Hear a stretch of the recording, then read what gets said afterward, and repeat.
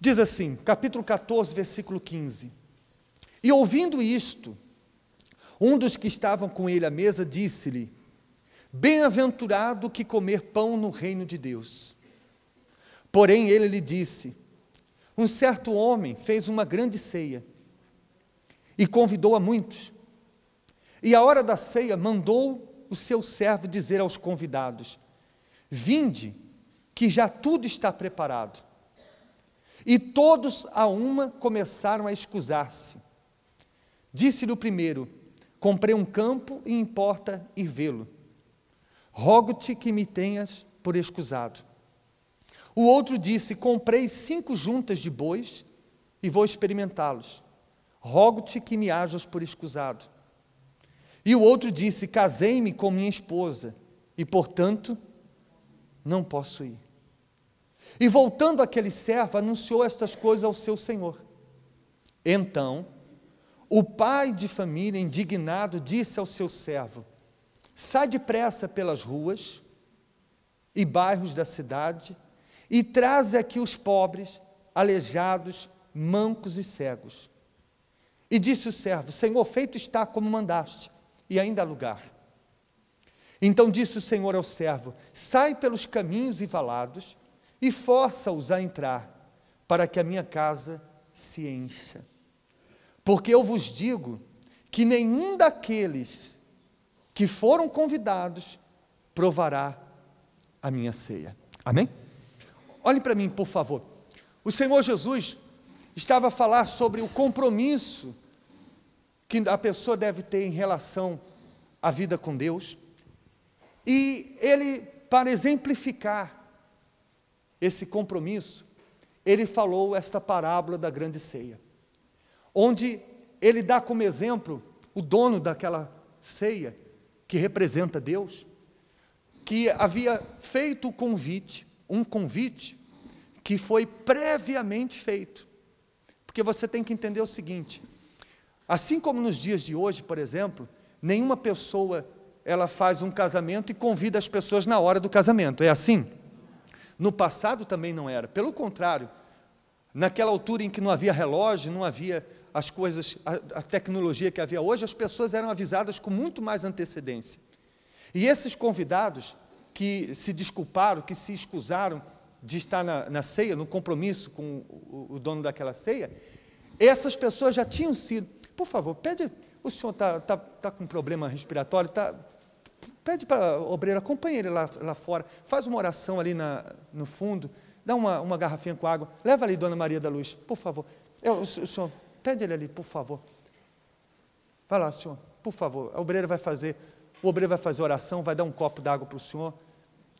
Vai ali, por favor. Acompanha ali. Acompanha lá, por favor. Então, posso continuar, pessoal? Então, como eu estava dizendo, eles já haviam sido avisados. Tanto é que, veja aí no versículo 17, leia aí comigo, por favor. A hora da ceia mandou o seu servo dizer aos convidados. Em outras palavras, quando ele mandou dizer aos seus convidados, olhe para mim, por favor, ele não estava convidando, ele mandou avisar os convidados, ou seja, eles já eram o quê? Já estavam convidados, eles já tinham se comprometido com aquela ceia. Mas, para a surpresa do dono da ceia, o que aconteceu? Um a um começou o quê? A se desculpar. Você sabe, quando uma pessoa, ela marca um compromisso com alguém, olhe para mim, por favor, olhem para mim, por gentileza. Quando uma pessoa marca um compromisso com alguém, imagine, por exemplo, que eu marquei um compromisso aqui com o André. Eu tenho um compromisso com ele. E aí surge um outro compromisso qualquer, surge uma outra situação qualquer. Eu tenho que fazer uma escolha. Qual dos dois eu vou fazer? Qual dos dois eu vou honrar? Eu já tenho um compromisso com ele. Mas se aquilo que surgiu for mais importante para mim do que o meu compromisso com ele, o que eu vou fazer? Eu vou ligar para ele e vou dizer: olha, André, você me desculpa, eu tinha um compromisso com você. Olhe para mim, por favor. Eu tinha um compromisso com você, mas aconteceu algo muito importante, mais importante do que esse compromisso com você, e por isso eu não posso ir. Não é assim que funciona? Sim ou não? E é exatamente isso que aqueles convidados fizeram. Ao marcarem, ao se comprometerem com o dono da ceia, de que estariam presentes naquela ceia, e naquele momento se escusarem por causa de outras coisas, eles estavam, em outras palavras, dizendo: me desculpa, mas eu comprei um campo, e visitar o meu campo é mais importante do que estar na ceia com você. Percebe, sim ou não? Quando eles disse: olha, eu comprei 5 juntas de bois, eu sei que eu já tinha um compromisso com você, eu sei que eu já tinha dito que eu estaria consigo nessa ceia, mas eu comprei umas 5 juntas de boi e preciso ir lá experimentá-las. Ele estava dizendo, em outras palavras, que ir experimentar aquelas juntas de boi era o quê? Era mais importante do que estar naquela ceia. Quem concorda comigo?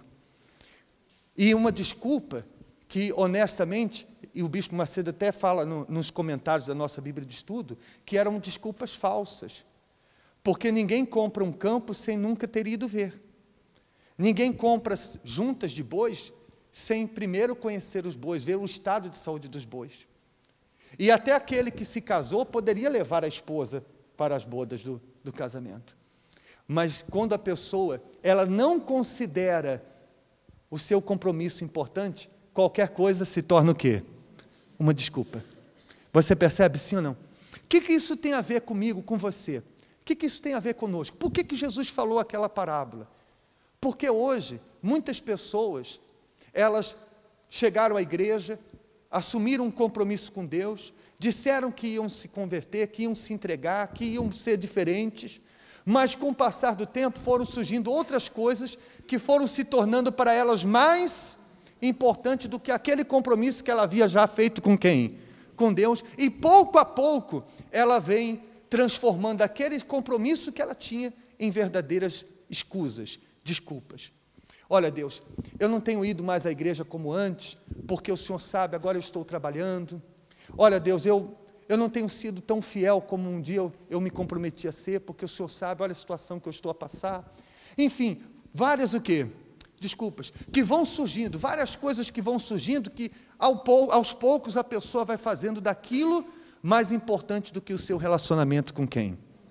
Porque enquanto o dono do campo, enquanto aquele que comprou o campo não tinha o campo, estar na ceia era importante para ele. Agora que ele havia comprado o campo, já não era mais tão importante como antes. Você percebe, sim ou não?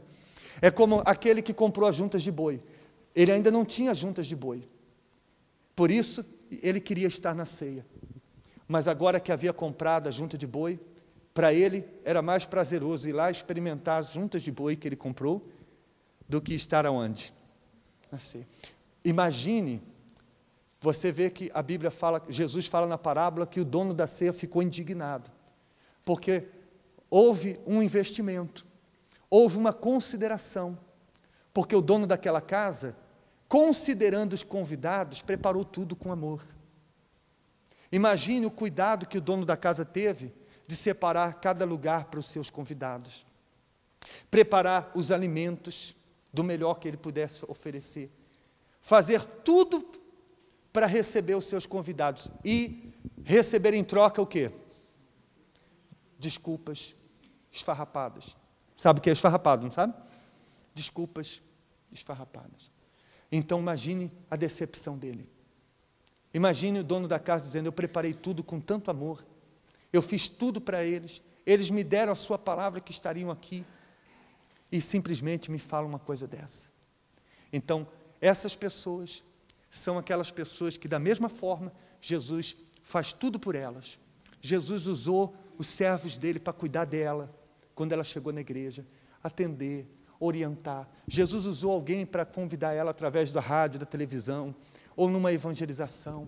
Imagine o cuidado que Deus teve em curar ela quando ela chegou doente, libertar ela dos demônios, abrir as portas do trabalho quando ela chegou desempregada, e depois de Jesus ter feito tudo para que ela pudesse agora ter um relacionamento com Ele, para que ela agora pudesse ver uma vida com Ele, essa pessoa simplesmente diz que agora é mais importante isso, é mais importante aquilo, e mais importante aquilo outro. E você sabe que o ser humano tem uma tendência de se auto-enganar. É mais fácil a pessoa enganar a si mesma do que enganar outras pessoas. Porque no caso daqueles convidados, eles achavam que estavam enganando o dono da ceia, mas na verdade o dono da ceia sabia que aquelas desculpas não faziam sentido, por isso ficou indignado. Não foi o dono da ceia que eles enganaram, foram a quem? A eles próprios. Então nós temos que ter esse cuidado, de estar sempre examinando as nossas desculpas. Será que essa desculpa faz sentido? Quantas vezes eu já falei com pessoas que disseram assim, pastor, eu ando tão sem tempo. Mas você sabe, pessoal, que a gente sempre vai conseguir tempo para alguma coisa. A gente sempre arruma tempo para as coisas que nós consideramos importantes.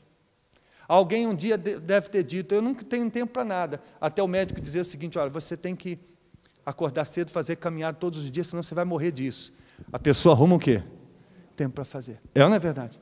Olha, nós sempre vamos conseguir tempo para as coisas que nós consideramos importantes, mas sempre vamos achar que não temos tempo para as coisas que nós consideramos que não sejam importantes. Se estar naquela ceia fosse importante, aqueles convidados diriam o seguinte, eu quero ir visitar o meu campo, acabei de comprar o campo, quero visitá-lo, mas eu vou primeiro à ceia, primeiro o meu compromisso com o dono da ceia, e depois eu vejo o meu campo. Amém? O mesmo com que comprou a junta de boi, o mesmo que se casou, olha, nós podemos ter mais momentos a sós, mas agora nós temos um compromisso com aquele que nos convidou para a sua ceia. E quantas pessoas que às vezes elas trocam, elas invertem, se der tempo eu vou à igreja, se der tempo eu faço isso, se der eu faço aquilo, e com isso a pessoa, ela vive um relacionamento distante com Deus. Ainda que ela diga assim, eu não venho à igreja, mas eu mantenho a minha fé em Deus. Mas por que antes você vinha e hoje você não vem mais? O que é que mudou em você?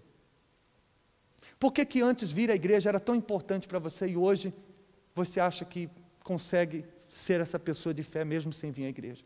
Se antes você não era assim, o que é que mudou em você? A compra daquele campo mudou aquelas pessoas, porque antes do campo, eles queriam estar na ceia. Agora que ele comprou o campo, depois, um outro dia eu vou. Aquele que se casou, mudou, ele mudou quando ele se casou, porque quando ele era solteiro, ele tinha se comprometido, ele queria estar na ceia, mas agora que ele casou, não era tão importante estar mais na ceia, como antes. Percebe isso ou não? Então, diante disso, o que é que Jesus fala? O que Jesus conclui aí? Nos versículos seguintes. Qual é a conclusão disso? Olha só. Versículo 25. Ora, ia com ele uma grande multidão, e voltando-se disse-lhe, se alguém vier a mim, e não aborrecer seu pai, e mãe, e mulher, e filhos, e irmãos, e irmãs, e ainda também a sua própria vida, leia aí comigo, não pode ser o meu discípulo. E qualquer que não levar a sua cruz, e não vier após mim, não pode ser meu discípulo. Ele termina, ele conclui a parábola da grande ceia, ele conclui aquele exemplo dizendo o seguinte, é como se ele dissesse o seguinte, resumindo, ninguém pode me servir, ninguém pode ser meu discípulo se não tiver que abrir mão de alguma coisa. E ponto final. Repare que no versículo 25, a Bíblia faz questão de dizer que havia uma grande multidão. E como eu tenho ensinado para vocês, nada na Bíblia está por acaso, nenhum detalhe que está ali é por acaso. Você veja que sempre nos evangelhos, sempre quando Jesus estava diante de uma multidão, ele sempre falava coisas como a que ele falou agora. Quem não quiser abrir mão, quem não aborrecer pai e mãe, quem não carregar sua cruz, quem não negar a si mesmo não pode ser meu discípulo. Sabe o que eu entendo com isso? Sabe o que eu aprendo com isso? Olha para mim, por favor. Jesus nunca se preocupou com quantidade. É claro que Jesus quer salvar o maior número de almas, não tenha dúvida disso. Mas Jesus nunca se iludiu com quantidade. Ele sempre se preocupou com a qualidade. Se ele quisesse seguidores e admiradores, ele se satisfazia com aquela multidão. E até fazia coisas para atrair mais multidão ainda. Mas sempre quando ele viu a multidão, e sabendo da qualidade espiritual de cada um deles, Jesus sempre dizia, olha, Em outras palavras, eu não quero quantidade, eu quero qualidade. Eu não quero multidão, eu quero verdadeiros discípulos, verdadeiros servos. E hoje não é diferente. Hoje não é diferente. O que alegra a Deus não é a igreja cheia. Se nós trouxéssemos aqui um artista, um cantor, fizéssemos aqui um show gospel, essa igreja ficaria pequena, não tenha dúvida disso. Mas só espuma, só emoção. Porque lá fora, o que essas pessoas são lá fora é o que verdadeiramente importa para Deus. Então não é a quantidade. Na Igreja Universal nós não procuramos bajular ninguém. Nós não procuramos atrair multidões, porque o Senhor Jesus, Ele quer verdadeiros servos, verdadeiros discípulos. E esse discurso não agrada a ninguém. O discurso de sacrifício, o discurso de renúncia, o discurso de desprendimento, de você colocar Deus acima das suas vontades, isso não agrada a todo mundo. Só aqueles que verdadeiramente reconhecem, se Ele fez isso por mim, eu estou disposto a fazer isso por Ele. Se o meu Senhor negou a vida dEle por amor a mim, eu estou disposto a negar as vontades deste mundo, os prazeres desta vida, e tê-lo como o Senhor da minha vida, como o primeiro na minha vida, acima de tudo e de todos. Entende sim ou não? Só assim é que a pessoa verdadeiramente, ela se converte, verdadeiramente nasce de Deus, e como resposta a isso, Deus dá a ela o Espírito Santo.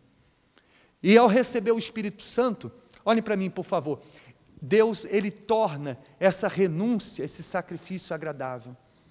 Porque quando a pessoa, ela recebe o Espírito Santo, ela, então, essa abstinência das coisas do mundo se torna algo prazeroso para ela. Hoje, para mim, já não é mais nenhum sacrifício viver afastado do mundo, como era quando eu me converti. Porque hoje a minha vida já é diferente. A minha vida hoje é prazerosa na presença de Deus. No início foi difícil, deixar as amizades. No início foi difícil, por conta da família que não era convertida. No início foi difícil abrir mão dos costumes que eu ainda tinha do mundo. Mas agora que eu tenho o Espírito Santo, é prazeroso. E eu não abro mão desse prazer do Espírito Santo na minha vida, pelos prazeres que o mundo dava no passado. Entende isso ou não? Mas tudo isso tem um preço. É essa renúncia.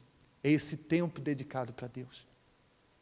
Só para finalizar, havia uma história de uma professora que deu uma redação, uma prova de redação. Sabe o que é a redação? Para os alunos escreverem. Como é o nome? Texto de compreensão. Texto de compreensão. Deve ser isso aí. Uma redação. E deu a eles uma folha e 1 hora, 60 minutos, para que os alunos escrevessem o que eles quisessem sobre Deus e sobre o diabo. Então todos os alunos começaram a escrever. E havia um que estava ali, tão empolgado, escrevendo sobre Deus, sobre as suas maravilhas, sobre o seu amor, sobre a sua misericórdia, sobre a sua criação. Ele estava tão empolgado escrevendo sobre Deus, que quando ele olhou o relógio, tinha se passado já 59 minutos. E a professora então anuncia, falta apenas 1 minuto. Então ele escreveu no rodapé da redação, fiquei tão envolvido falando de Deus, que esqueci do diabo. No final, de todas as redações, a dele foi escolhida como a melhor de todas. Embora ele não cumpriu os requisitos, que era escrever de Deus e sobre o diabo, mas quando ele disse, eu tive tão envolvido com Deus que não tive tempo para o diabo. Não teve como aquela redação não ser a melhor. Agora aprenda aí com isso. Às vezes você tem tanto tempo para os seus problemas que você não dá tempo para Deus. Você pensa tanto nos seus problemas que se esquece de pensar na sua comunhão com Deus. Às vezes pensa tanto na família, tanto nos amigos, tanto nos problemas, que o tempo que você sobra para pensar na sua vida com Deus é tão pequeno. Quando na verdade devia ser o quê? O contrário. Quanto tempo você tem investido na sua relação com Deus? No seu relacionamento com Deus? Quão importante ele é para você? Quão importante é esse relacionamento para você? Quão importante é você ter essa comunhão com Deus? O tempo que você dedica a isso mostra o quanto ele é importante. Amém? Fiquem de pé, por favor.